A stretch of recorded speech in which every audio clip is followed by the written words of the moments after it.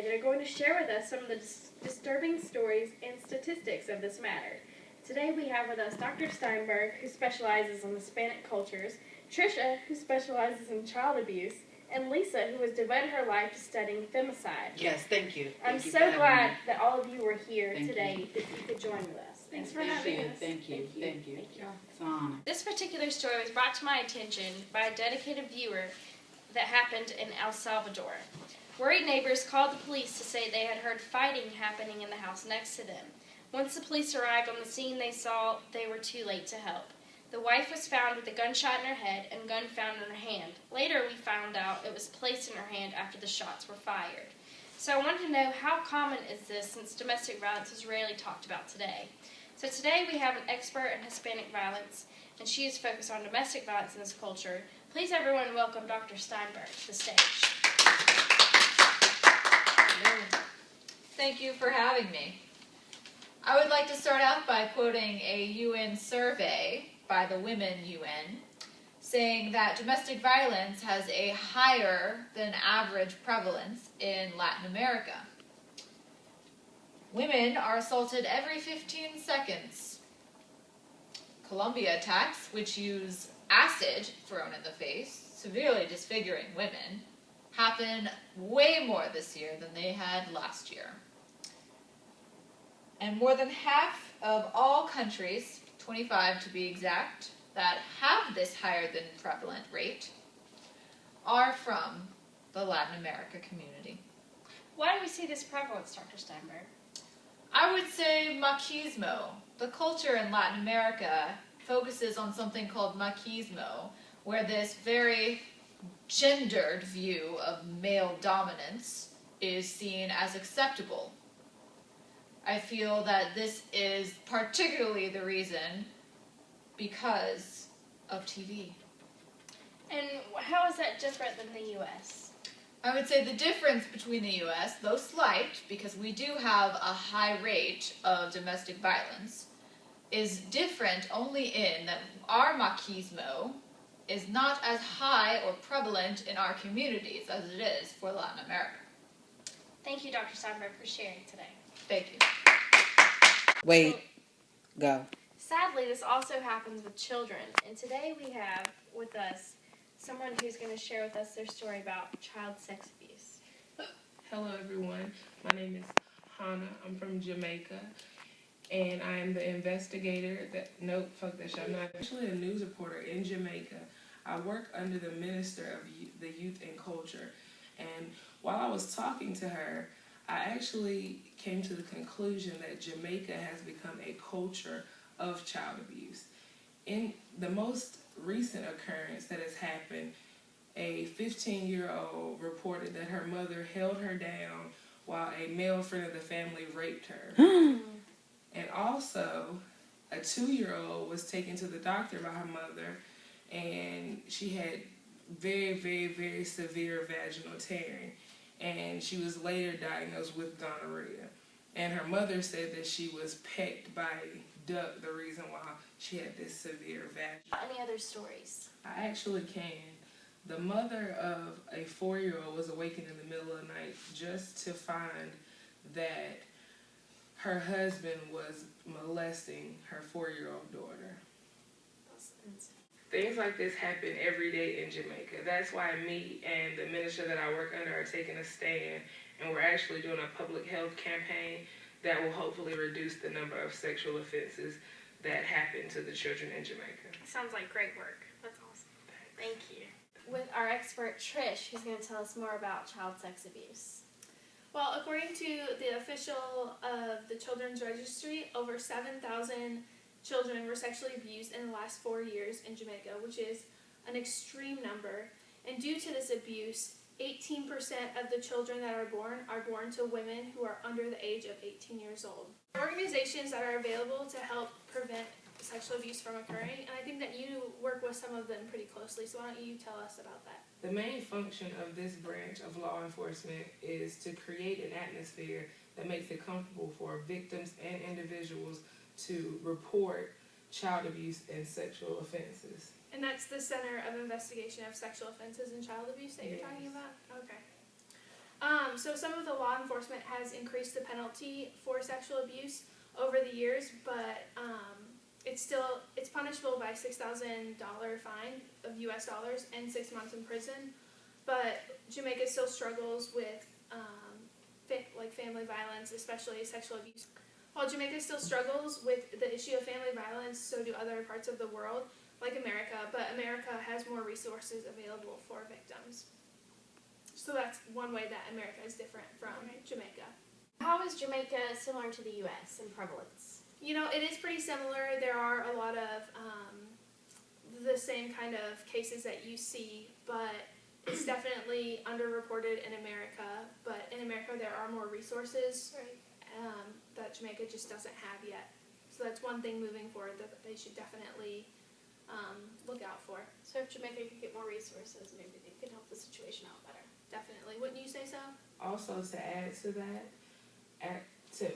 because it's more prevalent in Jamaica, is only because there are fines like the $6,000 fine that you just mentioned, and the 6 months in jail if you don't report. So that's why it seems more prevalent. Interesting. Well, thank you both for being here today. You both gave great advice. Thank you so much. Thank you for having us. Today we have with us Abigail, who is here to share with us about her child's sexual abuse experience. Abigail. Hello. I am a parent of a child who was molested at the age of 5 years old. I cannot tell you the guy who did it because he's part of the family.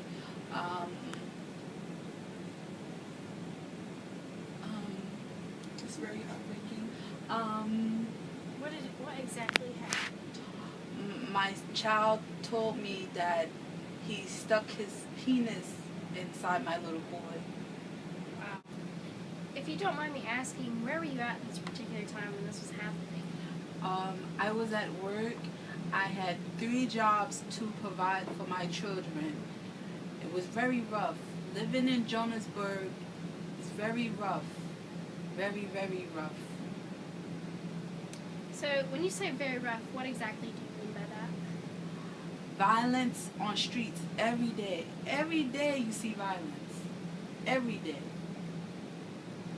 Okay, so here's the scenario. Your baby boy tells you that someone who's in the family, the person we can't say, has penetrated your child.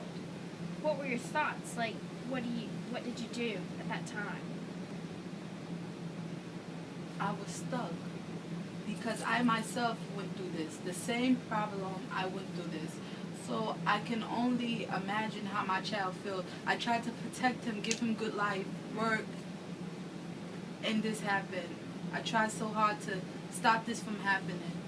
I took him, I didn't know what to do. Right. I didn't know what to do. I didn't know who to tell. I went to the police. They did nothing. They offered no help for my boy. I took him to the doctor, and that's it. I cried every night because I was young, very young, with 4 children, single parent, and I was just so confused. I was so confused. This is heartbreaking.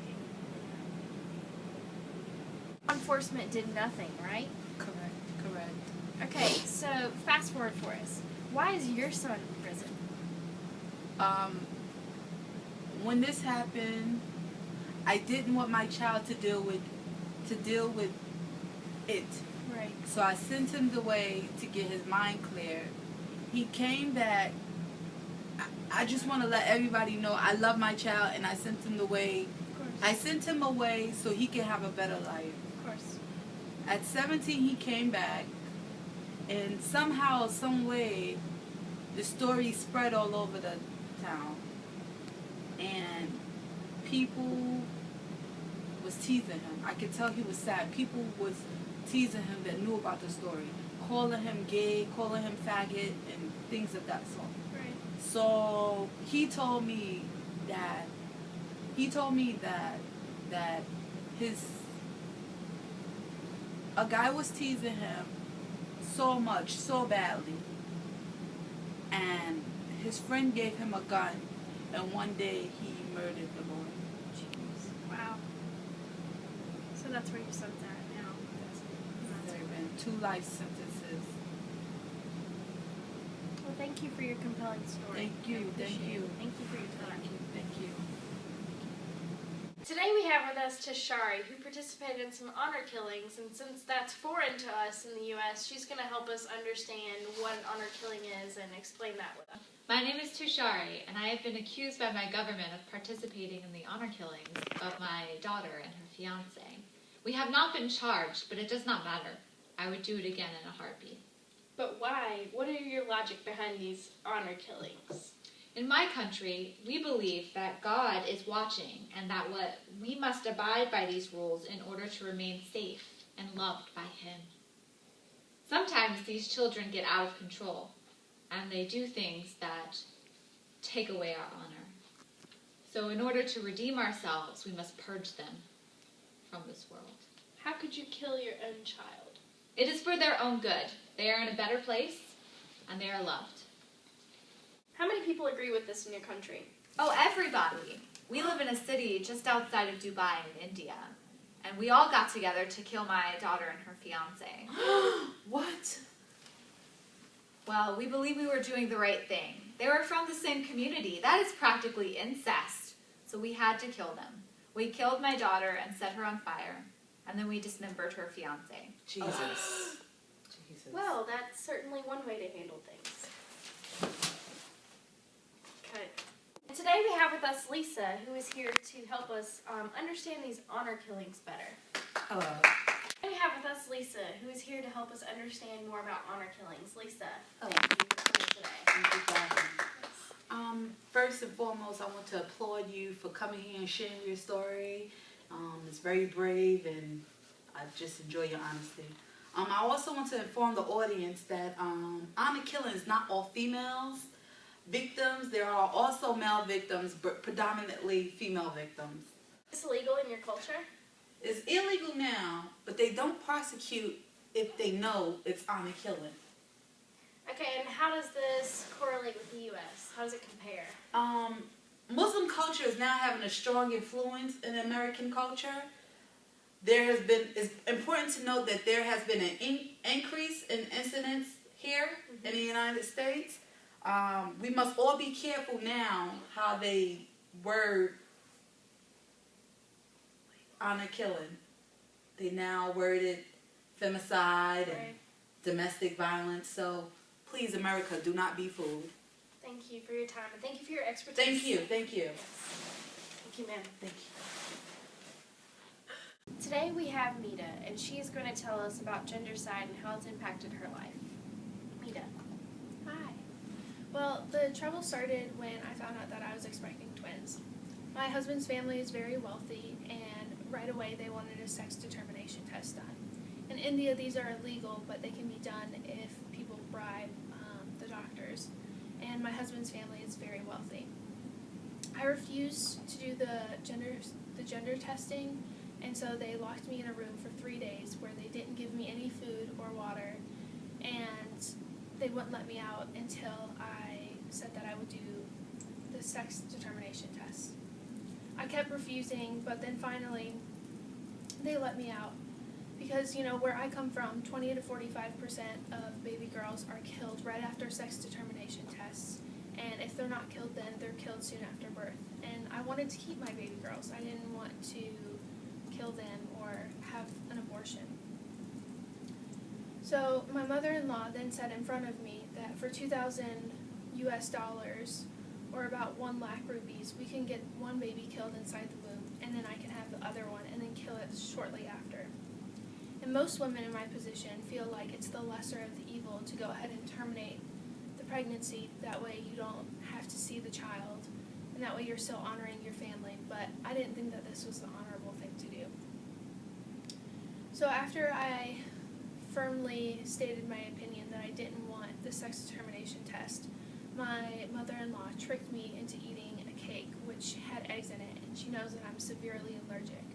I became very ill, and I had to go to the emergency room. While I was in the emergency room, the doctor asked if I was pregnant, and my husband's family spoke for me and said that I was. And then they bribed him to do a sex determination test. After that, I found out that I was having 2 baby girls. Everyone was so disappointed. What happened next? Well, after that, the demands for a selective abortion intensified. I said no, but they didn't listen. My husband then pushed me down a flight of stairs in a fit of rage and locked me into a room. I was injured and I was bleeding and I was terrified. I was so scared. I didn't know what was going to happen, but I just knew I needed to keep my baby safe. So finally, I escaped and I went to the only place I knew that was safe, my parents' house. On May 9th, I filed a complaint to PNDT, who investigates sex determination. They didn't take any action, just like they normally don't in our country. It was very sad. And even though there was a law passed in India that doctors can't do sex determination tests, they're still being done. They actually have a law that says that each doctor has to register their ultrasound machines and write an invoice each time they use it, but a lot of times that doesn't actually. Families will pay doctors under the table to discover the gender of their child, and then soon after that, if it's a girl, then they go ahead and abort. This is what happened to my family, and it's happening to families all over Asia.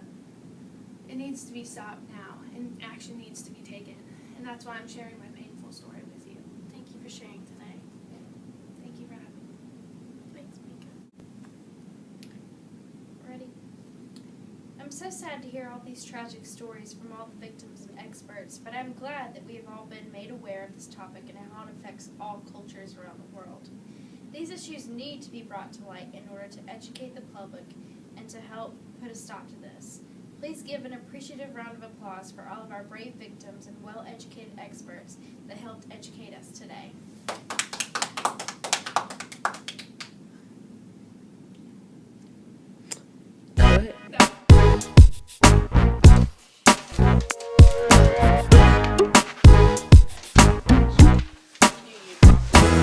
You tried to touch my hand, but you just touched the chair. I decided to touch. Do you want me to touch your hand? Yeah, please. Okay. I mean, if you feel sorry, you can touch my hand. What the hell you want to touch the chair for?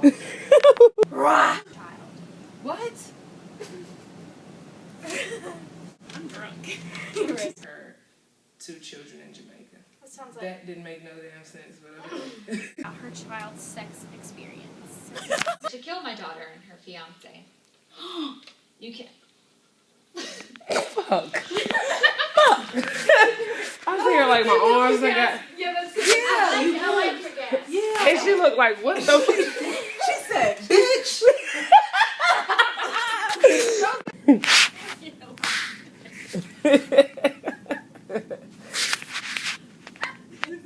It's so much better. I can't even tell you how much better it is. Yeah, it was like. I feel like filming.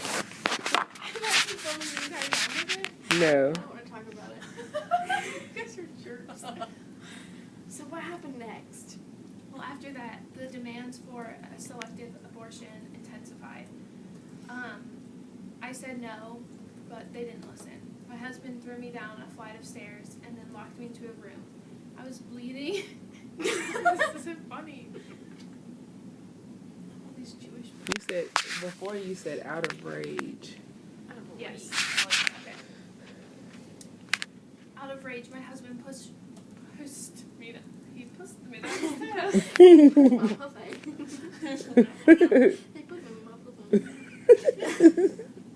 So bad. Okay. Really? Just come in. I was like, filming and all. It's cool. Take 2. They threw me into.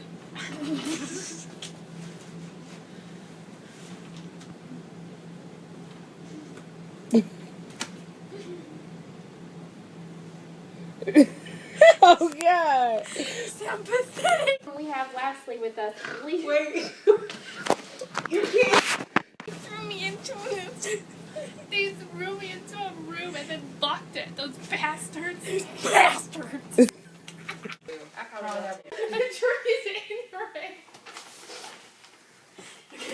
All right, y'all, calm down. We're good. Yeah, Y'all bitches better hurry up. Okay. Cow, brown cow. They threw me into a room. Shit.